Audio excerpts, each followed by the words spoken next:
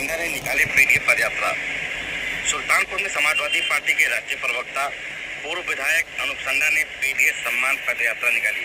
इस दौरान उन्होंने मीडिया से बातचीत करते हुए संध्या ने आरोप लगाया कि सरकार समाज में भेदभाव कर रही है और वर्ण व्यवस्था को मजबूत करने का काम कर रही है, इससे जातिगत भेदभाव चरम पर है। उन्होंने दलित समाज के प्रति हो रहे भेदभाव का उदाहरण भी दिया, जैसे सीजीआई पर जूता फेंकने की घटना और हरियाणा में एक दलित आईपीएस अधिकारी की आत्महत्या।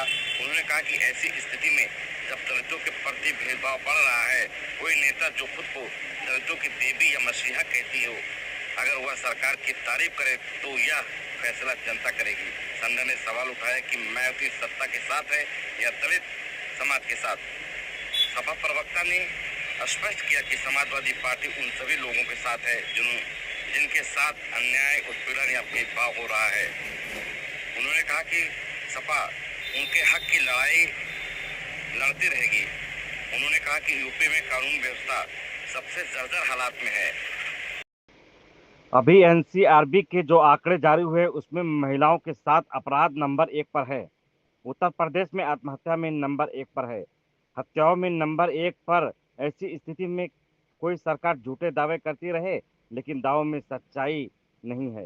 अनूप संध्या ने गांधीवादी तरीके से पीडीए सम्मान एवं जागरण पदयात्रा बस स्टॉप स्थित डॉक्टर लोहिया की प्रतिमा पर माल्यार्पण करके शुरू किया, जहां जिला अध्यक्ष रघुवीर यादव, महासचिव सलाउद्दीन, मकसूद आलम, सिराज हुसैन, ज्ञान यादव आदि हजारों की तादाद में कार्यकर्ता मौजूद।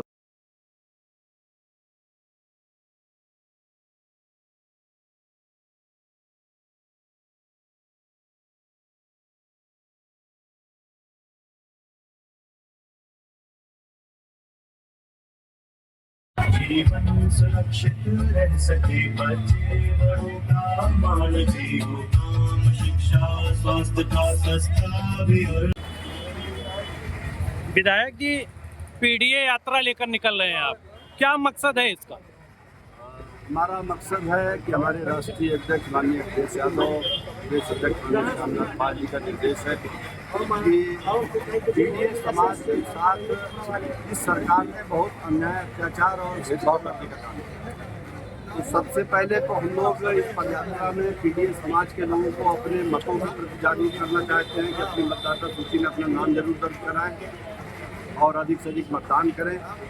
इसके साथ साथ इस सरकार ने जिस तरीके से पीडीए समाज के लोगों के साथ भेदभाव किया है, अन्याय और अत्याचार किया है, कानून की आड़ लेकर के सत्ता की ताकत के दम पर जिस तरीके से मुकदमे लगाए गए हैं, उनकी प्रताड़ना की गई है, उन सारी चीज़ों पर जन जागरण के लिए ये पदयात्रा निकाली जा रही है, जो सुल्तानपुर विधानसभा क्षेत्र के लगभग 125 पोलिंग बूथों का भ्रमण करेगी और उसके माध्यम से माननीय अखिलेश यादव का, स्वर्गीय बाबा साहब भीमराव अम्बेडकर का, स्वर्गीय डॉक्टर राम मनोहर लोहिया का और माननीय मुलायम सिंह यादव का और अखिलेश यादव का संदेश जन जन तक पहुँचाने का हम लोग प्रयास करते हैं। रायबरेली में दलित के साथ मॉब लिंचिंग होती है और सीजीआई के ऊपर जूता फेंका जाता है, उसके बाद भी बसपा सुप्रीमो योगी जी की प्रशंसा कर रही हैं, तारीफ कर रहे हैं, इस पर क्या कहेंगे आप? इसका फैसला कुछ जनता करेगी कि जिस सरकार ने इस समाज में बुरी तरीके से भेदभाव पैदा कर दिया, वर्ण व्यवस्था को मजबूत करने का काम कर रही है, जातिगत भेदभाव चरम पे है, सीजीआई के ऊपर जूता फेंका जा रहा है, दलित आत्महत्या कर रहे हैं। हरियाणा में एक दलित आईपीएस अधिकारी ने आत्महत्या की और जो सुसाइड नोट लिखा, वो दलित समाज के प्रति सरकार में किस तरीके से भेदभाव हो रहा है उसका जीता जागता उदाहरण है। ऐसी स्थिति में कोई नेता जो अपने को दलितों की देवी कहती हो, दलितों की मसीहा कहती हो, वो नेता अगर उस सरकार की तारीफ कर रहे हैं जिसके मुख्यमंत्री का ये वीडियो समाज में हो, जो कहते हो कि मैंने जिस जात में जन्म लिया उसके ऊपर गर्व करना कहाँ से गलत हो सकता है? हमारी जात में कई देवताओं ने जन्म लिया।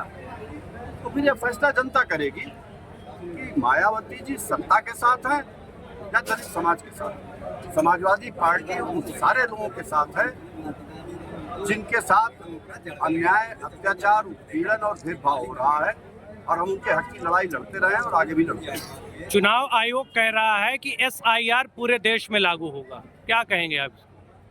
चुनाव आयोग के बारे में मैं कोई संवैधानिक कहा है कि SIR पूरे देश में लागू होगा, क्या कहेंगे आप?